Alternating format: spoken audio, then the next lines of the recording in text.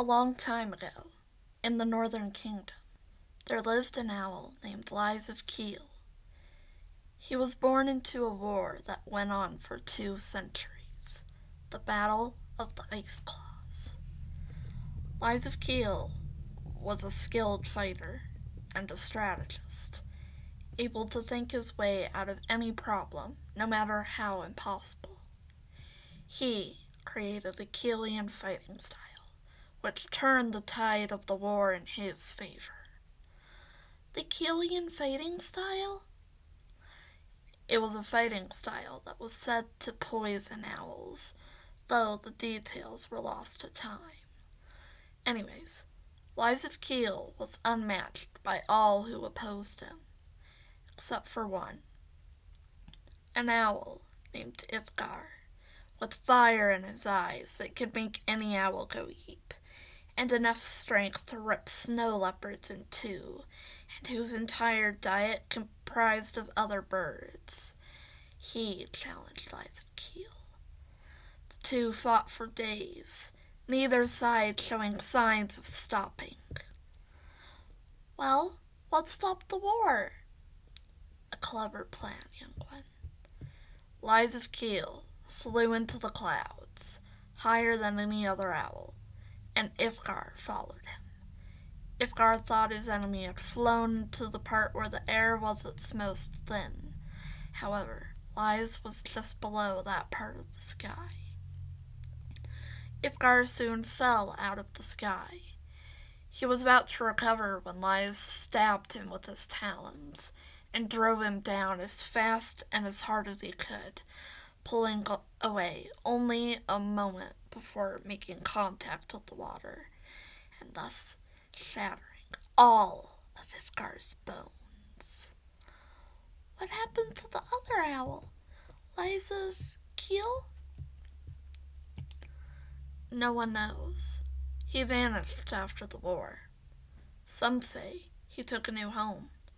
Others say that the battle caused him to become a constellation. That was a very good story, Twilight.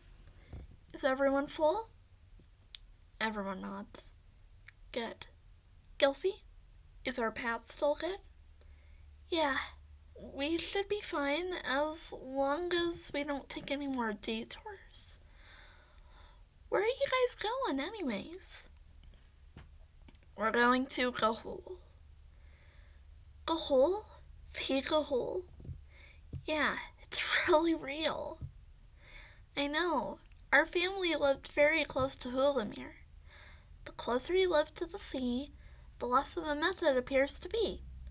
They say that owlets saved by the guardians are often taken to the tree and become guardians themselves. Apparently, a king and queen live there. But wait, why don't you follow the stream? Too many Sadagi's patrol owls are in Mbala, which is right next to Taito. The stream leading away from Hulamir is the one barrier between the two kingdoms. It was a miracle Twilight could even fly through there after finding you. What's Sadagi's? Owls that kidnap owlets and eggs, brainwashing them into mindless servants. We're going to Gahul to tell the guardians about them. Oh, can I go with you? I mean, there's nowhere else for me to go. Sure, we'll set off again tomorrow night. Until then, let's relax for a bit. The owls all agree and continue to speak. We then get to the owls flying over a few trees. The Owl Navigation Service is pleased to announce that we have arrived at the Beaks. The Beaks, named for a group of mountains that look like bird beaks. It's an almost completely barren place with very few trees and a low amount of prey. If you wish to have a life away from the hustle and bustle of other kingdoms, feel free to drop on by. The best part about this place is that, due to there not being a lot of trees around, Forest fires are hard to come by. They say that this land was the site of the final battle of the Bed Wars. Indeed, it's also where the ancient taboo was agreed upon. Now, every bird knows of it from birth. Mrs. P, why do all birds know it from birth? The taboo was enchanted upon an agreement. Guys, I found a nest we can rest in for the day. Come on. The owls nod and follow their young friend to the nest. Before going in, however, Primrose and Digger spot something on the ground. The two owls land and are followed by the others. Wing feathers. A barred owl, though there are other feathers. Gray and brown feathers by the looks of things, though I can't tell the species. Look familiar to you, Dick? No, but there are splotches of blood. Look that way, Prim. More feathers. Gilfy, can you see where they lead? They lead towards the mountain, the one with the cave. Let's go investigate. Prim, Ruby, Mrs. P, stay in the nest. This really isn't a good idea, but someone is likely being attacked. Please, be careful. We will, Mrs. P. The four owls fly to the cave in the mountain and see a mountain lion stalking over to a badly wounded barred owl.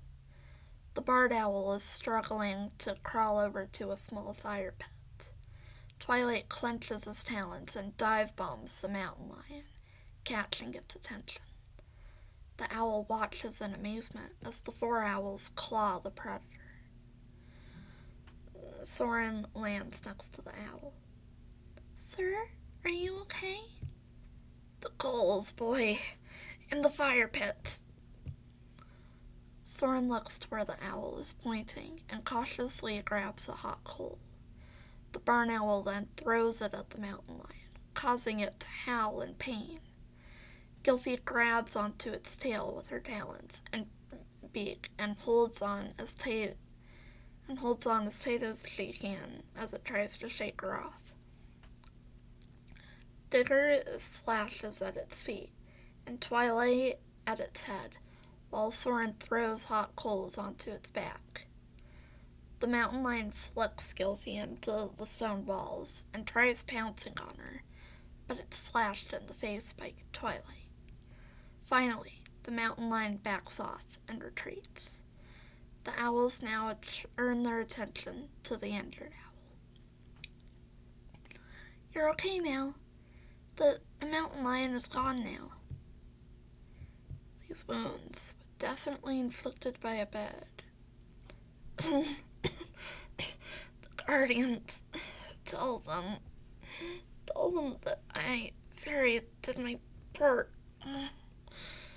Tell my daughter. Tell Savannah. No matter what, she was my world. She will do well in my place. Hey, come on now. Don't close your eyes. Who did this to you?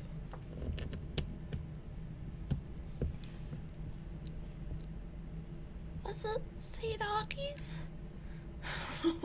Say Doggies. You only wish. You only wish. Varia falls over, dead. Gilfy, Digger, and Soren look away, while Twilight tries picking him up. The others notice this. What are you doing? That mountain lion will come back. Even if it doesn't, others will. I'm not letting this owl's burial be in the stomach of scavengers. He was killed by someone for some reason. He's at least owed the dignity of passing on like any other owl.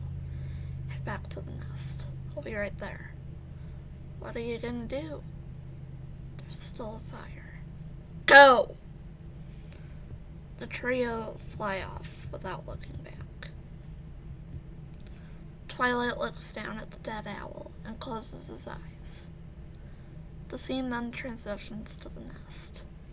Everyone is horrified and saddened by this news. Twilight flies in with a solemn expression. It's done. You did the right thing.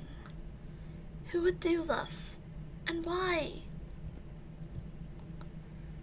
We're not sure. All the owl said was, you only wish, when we asked if it was say doggies. What does this mean for us? Once night falls, we need to fly as fast as we can. Whoever this was had been out for blood. Sleep for now. We've had a very long day. I don't know if I can sleep after today. Don't worry, we'll protect you. Soren sits in between the two owls and wraps his wings around them, then closes his eyes.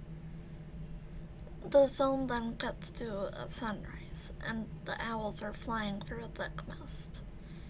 Primrose sees some mice on the ground. There's some food down there. Let's stop for a quick snack. We haven't eaten all night. I can't see anything in this mist. Lead the way. The young owl dives down and grabs one of the mice, then devours it whole. The other owls recoil in disgust as the camera reveals that the mice were actually slugs. Prim? Those are slugs. Don't be silly. I know what slugs are. I'm allergic to them. Once I eat one, I get I get really dizzy for a few hours. Why are there 10 of you guys? The pygmy owl falls over and struggles to keep her eyes open. Soren picks her up, and they head for a nearby nest. How did I do that? Slugs don't look anything like mice. They have antennae. You're probably just tired. We'll rest here till tomorrow night. Maybe the mist will leave by then. I'm sorry, everyone. This is my fault. You only wish you're gonna find us. No, it's okay. We wouldn't feel right flying with you feeling sick. Besides, the mist will protect us. Soren sees that his friend is upset. After thinking for a moment, he starts to sing. What gives a wriggle and makes you giggle when you meet him? His wincy little feet make my heart really beat.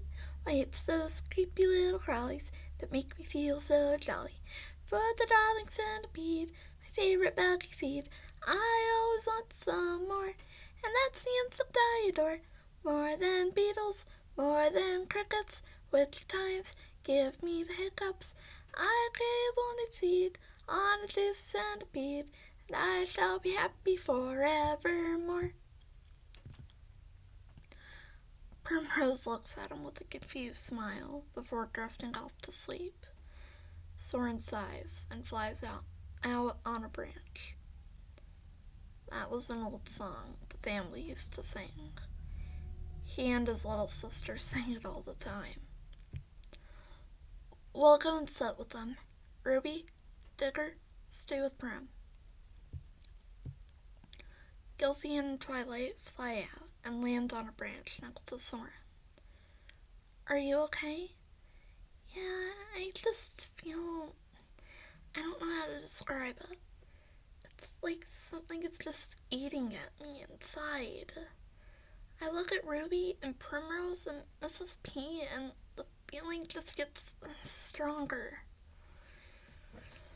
You're probably just feeling homesick. We've been away from your family for 2 whole months, so it makes sense. I've been feeling a little homesick too. Twilight, you feel it, right? Can't say I do. Never stayed in one place long enough to feel really attached. What was your family like, Soren?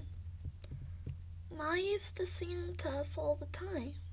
She sometimes brought home nuts for us to play with. Da used to tell us stories about Cahul. Eglantine loved centipedes. She asked for centipedes so often that Da told her she'd become one. She and I used to act out the legends of the Guardians all night long. I remember that she had a dark spot under her eye, like Ma. You had a brother, right? Yeah, Claude. He didn't really interact with us much. Always ate by himself. He was really rude, always called me stupid, and pretty much ignored our little sister. When I fell out of the nest, he didn't really seem to care. And you're worried about him? Well, yeah, he's my big brother. I want to have a relationship with him. But did he ever try to have a relationship with you? Well, no, but I thought that maybe he and I could be friends when we grew up. And didn't you have a dream where he killed your parents? A dream you're sure was of the future? Yeah, but maybe it was just a weird nightmare. Or maybe he was kidnapped and we have to save him. I know it sounds dumb, but he's my brother, the only one I've got. Maybe by blood.